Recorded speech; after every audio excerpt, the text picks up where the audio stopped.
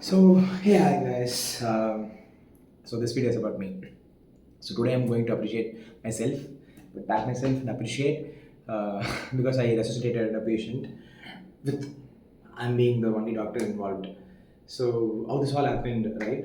Initially, I struggled to read BLS, ACLS, and all, but just being in cardiac ICU for 2 months or 2.5 months, I've learned a lot.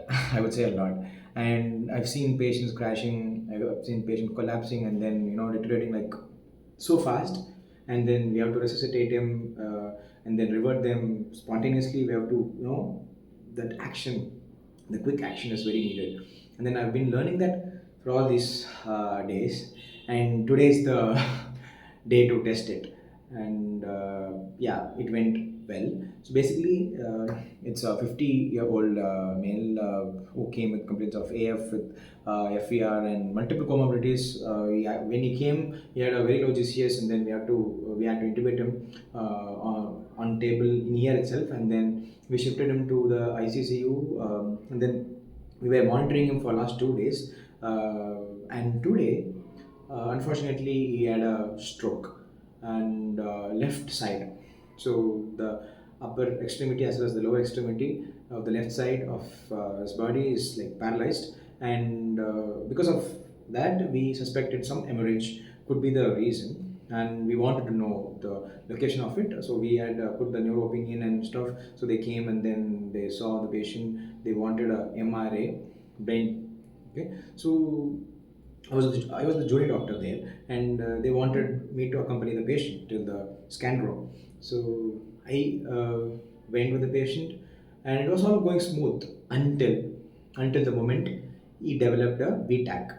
So he was actually having a heart rate of 110, something like that, and suddenly we had to give some atracurium because we want him to be like sedated because he was tubed, but then he was also restless. He was like moving his right limb. So we have to give some sedation effect so that we'll keep them at rest so that we can do the scan or the imaging in the room. So we have to give him a track, and then in a couple of seconds, the heart rate like rose to 170, 180, and then it was like 170, 180 for almost a minute. And then I was watching his waveforms. It looked like some VTAC.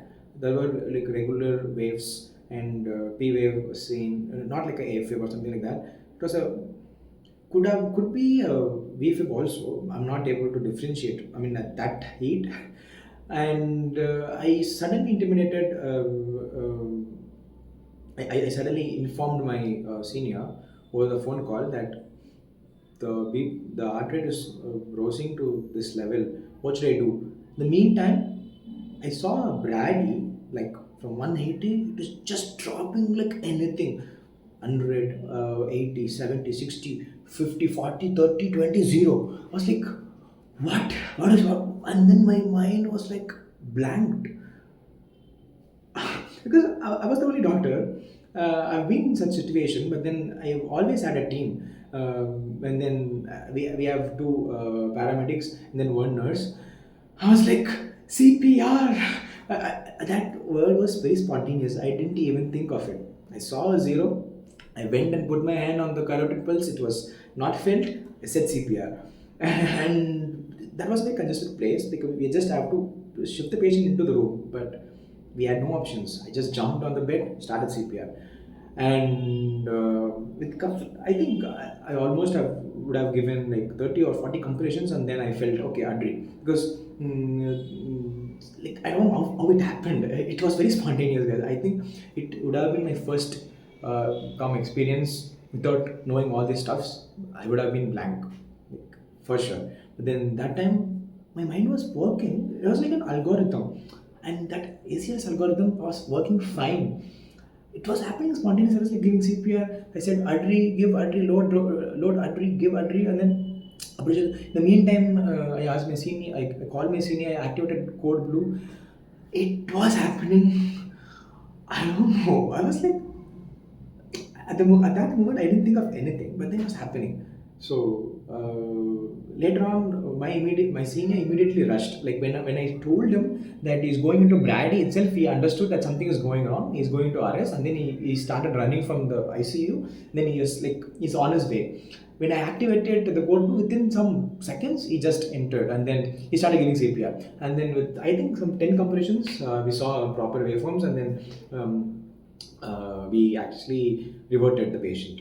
And then we didn't give second entry, but it felt like wow. I mean, like getting back someone to life. I mean, I know the prognosis could be poor, but just think about it. I was like, this is miraculous. I wanted to share this because I felt so happy. This learning process is happening. I mean, like, it's not only that you are a merit student like, by just looking at the book, but this also can happen when you see the patients, uh, like too many number of patients you see, and then you see what is happening, what's going on. You learn those stuffs. I think those things are the key factors here, because by just reading books, I wouldn't have thought about such similar events or such words, or even the adrenaline name. I would have thought maybe atropine. Maybe I would have thought adenosine. That adre word came to my mind only by thinking of the similar events happening in the ICCU, and I was involved, right? So I don't know how this happened, but then I felt I'm very responsible that moment, and I was able to give commands because that's not easily happening because everyone knows what the protocol is, right? Because the sister was standing, she didn't know anything. I said CRP. I mean, like that flow of thoughts, and for you to be able to command on such events, taking that responsibility is very much important. And I felt very happy about me doing that. It's not easily happening with everyone, but I think this is the starting point where I'm gaining the confidence, where I'm gaining the knowledge of doing things. And although the prognosis is bad for the patient, I'm so unfortunate that patient had developed stroke, arrest, and yeah, whatnot. But um, looking at me preparing myself to face similar events in the future, it's something I would take it as a big lesson for my life. Like I should not ignore any things. I should not miss out on anything. I should be like mindful. I should be like having this eagle's eye everywhere I look around. And this is something that I have to cherish forever.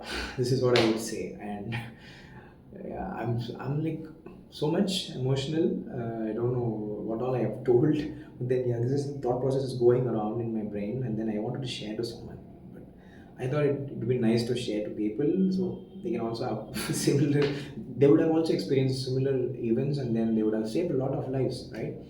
And now I realize that many similar events happening in ICU, in ward, and anywhere, we appreciate you guys, the frontliners. We appreciate you. I mean, like this is amazing. That's something not everyone can do, and I don't know if all these things are rewarding, but then I think it's at least satisfactory to that individual to see that patient to come out of life again, right? So yeah, that's something I would see only a person who's committed can do. So yeah, salute to all of those, and thanks for watching. Peace.